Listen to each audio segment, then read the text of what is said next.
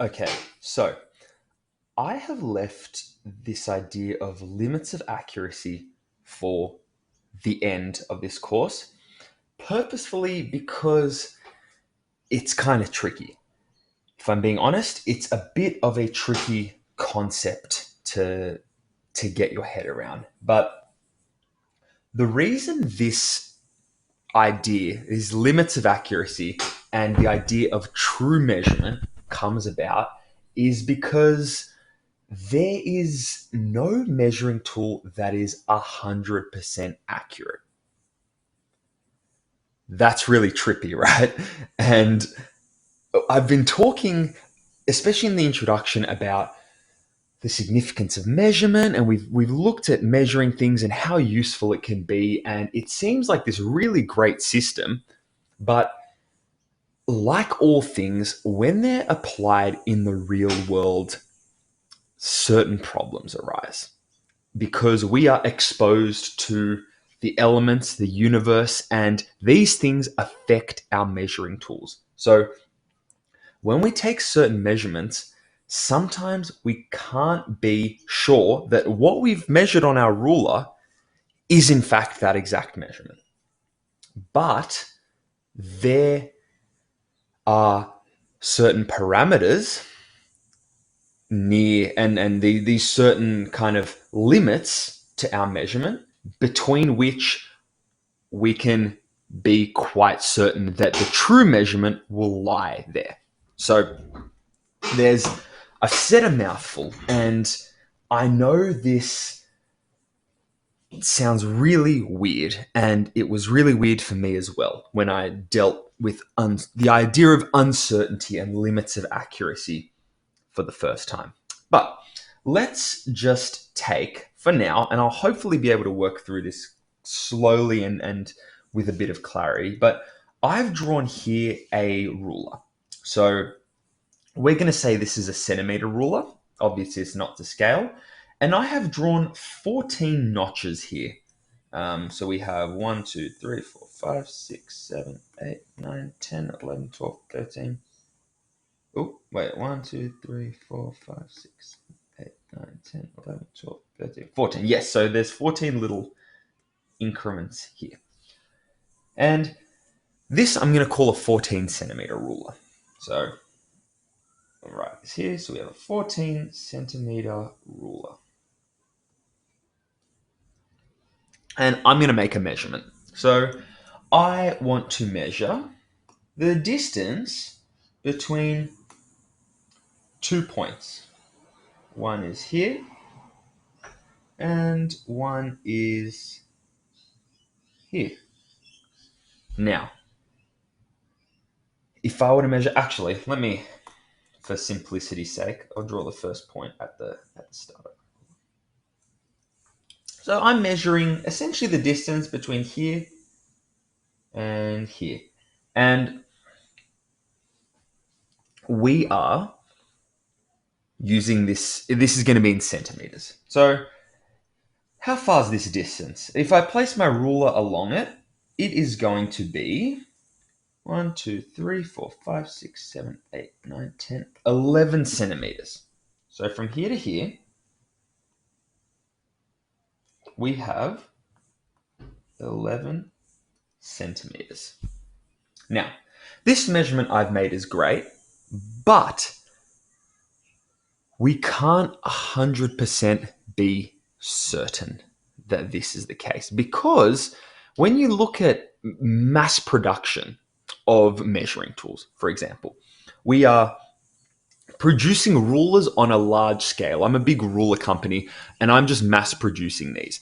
In that mass production, there are infinitely many little slight adjustments that can be made to our ruler in the manufacturing process. And this is a very kind of almost like a philosophical question, right? Because we know that our rulers, well, yeah, they look the same, but in fact, because of all the different things that go into manufacturing, we can't know for certain that two rulers that I've gotten from the same place measure the exact same way. And I think that's fascinating. I think that's mind-blowing. So what we have done to combat that is we have come up with the concept of true measurement. Now, what this essentially does is it says, well, if I've measured 11 centimeters, I'm not really sure that this is in fact 11 centimeters, because there could be some kind of a number of manufacturing things that produce uncertainty in my measurement. So what we have done in our limits of accuracy, we have said, okay, my true measurement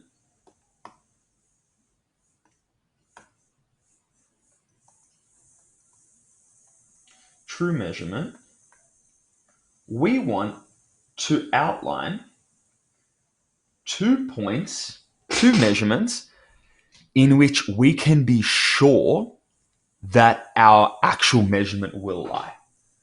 Let me repeat that. Limits of accuracy tell us a range of values between which the true measurement will lie. This may take a bit of meditation over this concept yourself, but essentially that means that my measurement I made of 11 centimeters may not be 11 centimeters, but there's 2 points, which we call an upper and a lower bound, between which I will be certain that this measurement will lie. And the way we do that is, first of all, we look at the units of the ruler. Essentially, what each of these little notches tells us. And here, we know that the unit or the scale we use is 1 centimeter. So I'm going to actually write that because that's significant. I'll write that up here. So the scale of our ruler is 1 centimeter. So some of you may see on your 30 centimeter rulers, you will have a scale of centimeters. So it goes up from 0 to 1, 2, 3, 4, all the way up to 30 centimeters. Some of you may have these 10 little notches between each centimeter. So the scale of your ruler is in millimeters, actually. So this scale is important because it affects our accuracy, our knowledge of how, in fact, accurate or true this measurement is. So all our true measurement does is it takes the scale and it multiplies it by 1/2. And in our case, so here I'm going to write our scale for our measurement. Our scale, well, our kind of distance from the measurement of 11 is 1 centimeter multiplied by 1/2, and that is 0.5 centimeters. Now, what have we just established? This kind of formula that I've given you, which is your true measurement limits of accuracy formula, what we've just found here tells us how much greater or smaller to the original measurement our upper and lower bounds are. So therefore, our measurement that we've made,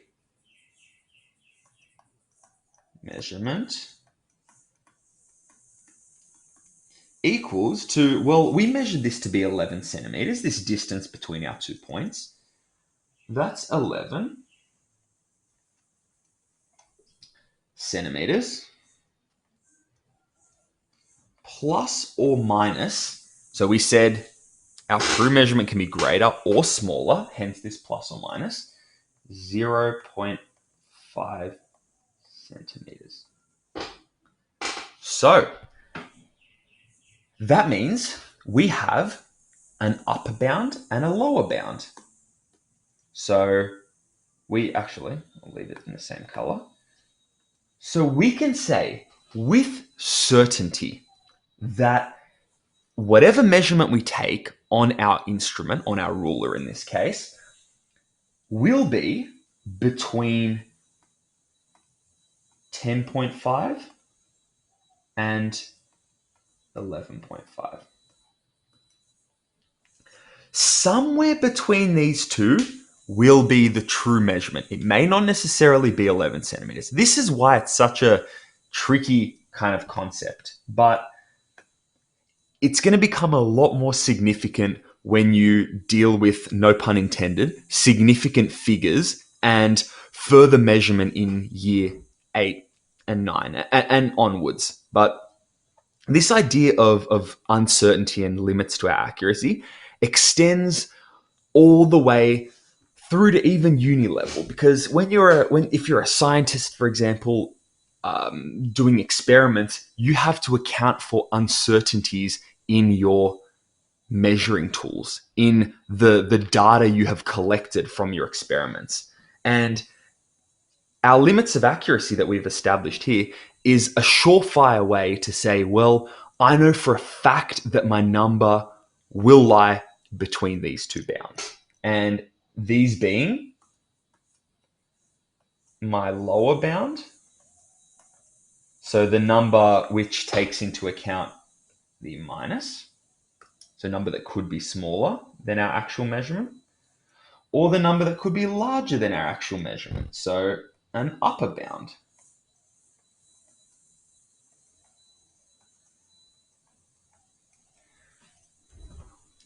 Now, this will, and you can have a go at this if you'd like, but I'm going to just assign this exercise if you want to try it. What would be the limits of accuracy if the scale of our ruler was in millimeters, for example? So it had these like 10 little notches here between each centimeter reading. I'll get you to pause and have a go at it, but I will quickly do it now. Well, now our scale is even smaller. So it's for each millimeter, or 0.1 centimeters. So I'm going to write here our second case with our millimeter ruler. It still measures in centimeters, but it has its notches. Like each little step we take on these lines is in millimeters. So we measure it to be 11 centimeters, but what's our new scale? It is, well, it's 0.1 centimeters. So our measurement is in fact, let me just write this out. Our measurement is in fact 11 centimeters still, plus or minus 0.1 times a half centimeters, which would be then 11 plus or minus 0.05 centimeters. So what do we just observe here? Have a think, but what we've shown now is, well, okay, when we added these smaller increments, our millimeter markings for each centimeter, well, the upper and lower bounds are more tightly closed in, aren't they? There's less of a distance between the two. So what's my lower bound going to be? Well, it's going to be 10.95, and my upper bound is going to be 11.05. 0.05. Let's compare these. I have just closed the gap of uncertainty significantly by 0.45 in each direction. So just by virtue of adding millimeters, if I was to measure this, it would essentially be, well, I've actually haven't written it here, but it would be 11.0. Let me tidy this up a bit.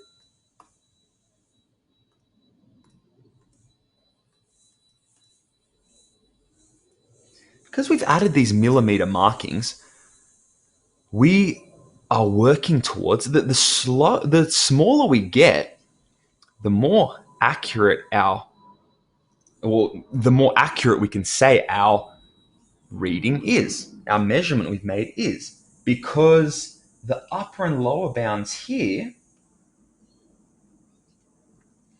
are a lot closer to 11 on either side compared to our previous one. Now, if your brain's a little bit melted, that's totally understandable. This is a very tricky philosophical question of the validity of measurement. It's uncertainty is everywhere in the world, and we like to think a lot of the time, especially in high school, that maths is this beautiful system, and there's an exactness to it, right? There's always one right answer. But when we take the tools of mathematics and apply them to the real world, they are subject to error, because the world isn't as perfect, isn't as exact. The things we produce, our measuring instruments, are never perfect. There's uncertainty everywhere. And this carries over to measurement when we take these measurements.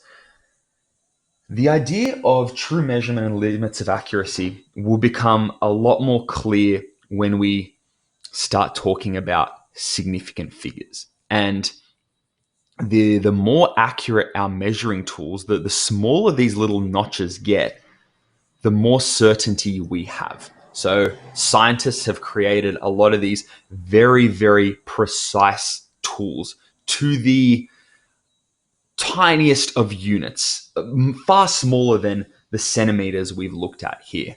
But I will leave you on a bit of a cliffhanger for the end of this course with this idea that a lot of the measurements we make are subject to some level of uncertainty. I'll see you next time.